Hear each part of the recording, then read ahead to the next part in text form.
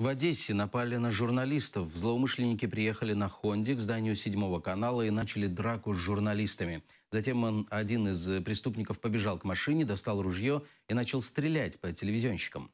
Мужчина ранил журналиста в плечо и голову. У двух операторов травмы и переломы носа и сотрясение мозга.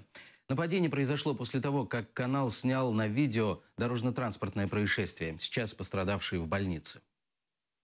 Он говорит, иди за помпой, еще здесь долго разговаривать.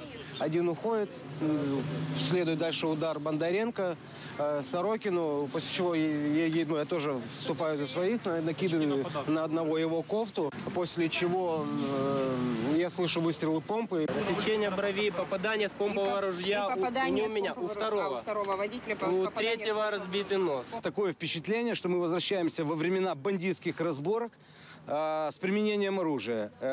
Мы категорически этого не приемлем, мы будем бороться против этого. И сейчас мы будем обращаться к нашим коллегам с других каналов, потому что то, что происходит, это желание раскачать ситуацию.